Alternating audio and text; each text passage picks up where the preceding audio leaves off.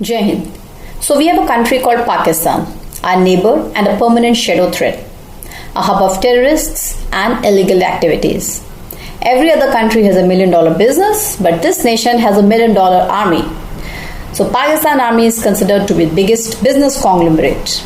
It runs trust, aids its retired officers, runs schools, and even runs the nation. The total annual revenue of the commercial projects run by Pakistan Army generals is nearly $26.5 billion, which is more than India's Ambani or Adani group. So what inspired me to do my work in Pakistan? Let's understand this country. The population of Pakistan is 240 million people. The political cost of Pakistan's IMF loan is a $6 million loan. According to the media, the IMF has revised Pakistan's foreign loan requirement to $25 billion for the ongoing fiscal year, reducing it to $3.4 billion in a big relief for its cash-starved economy.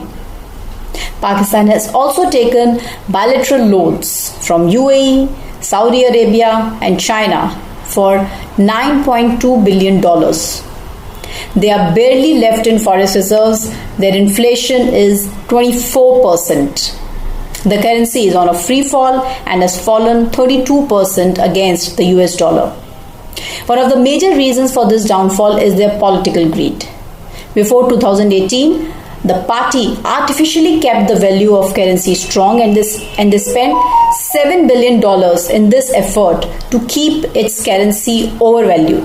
Now, how did this play against them?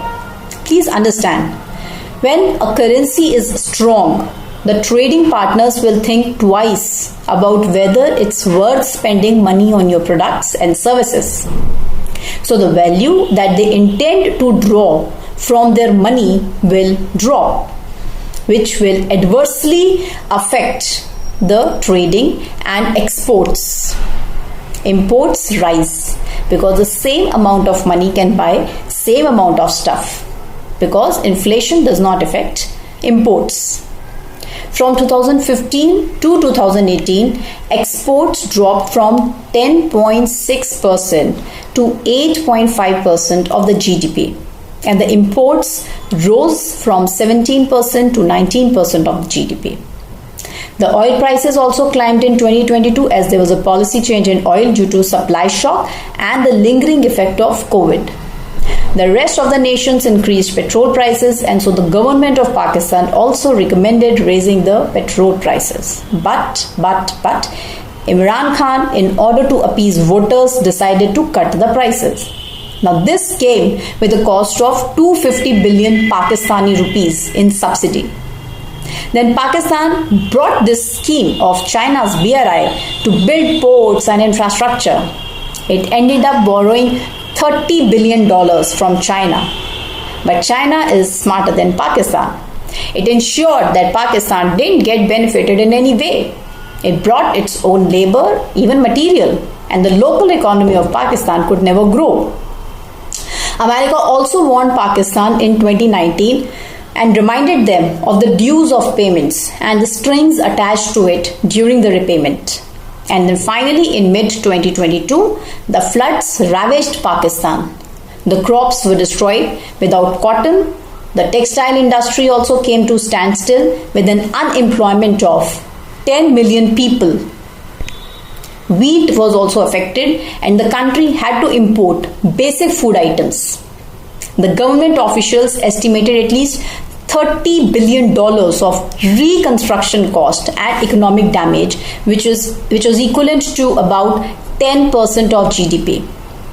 The forex reserves were drained. However, the actions of the people of Pakistan never cooperated with its own country.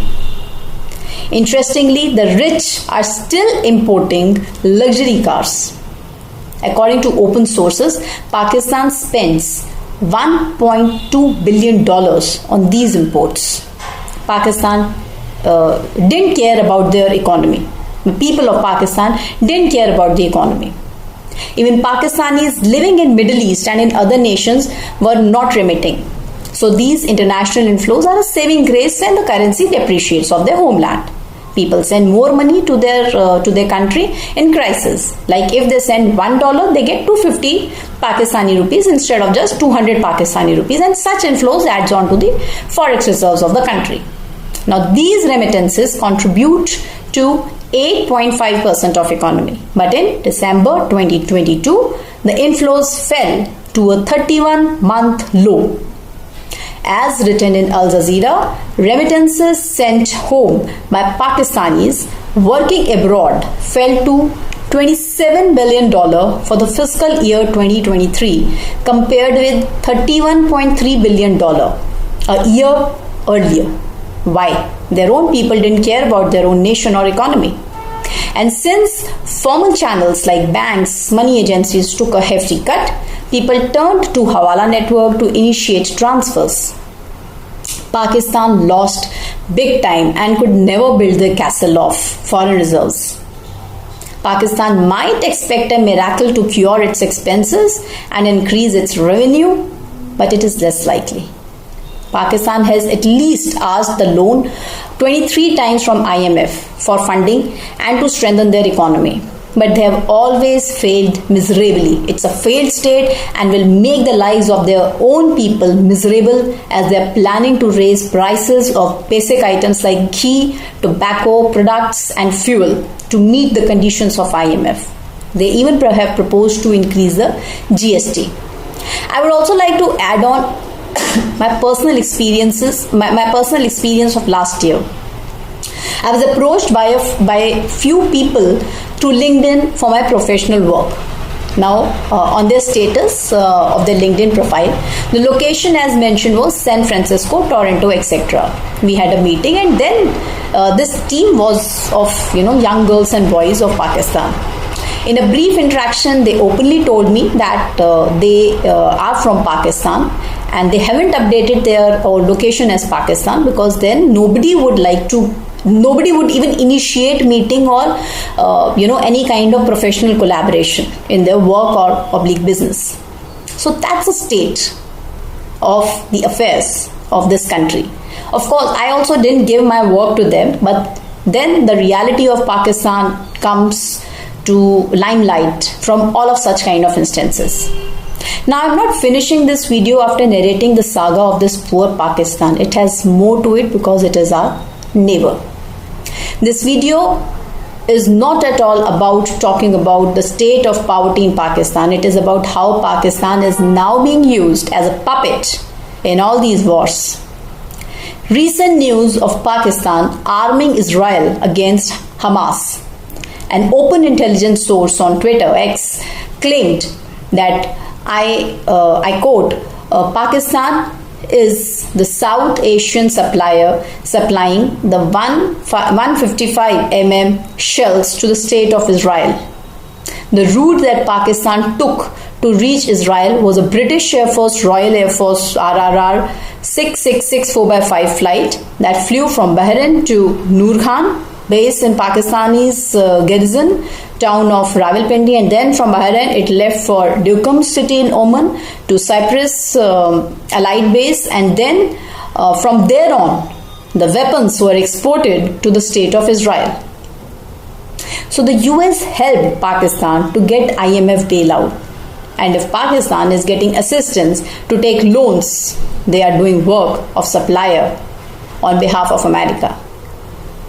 So this is the state of Pakistan, which is a failed state, yet our neighbor, which is a dangerous neighbor and which has nothing to lose. Jai Hind.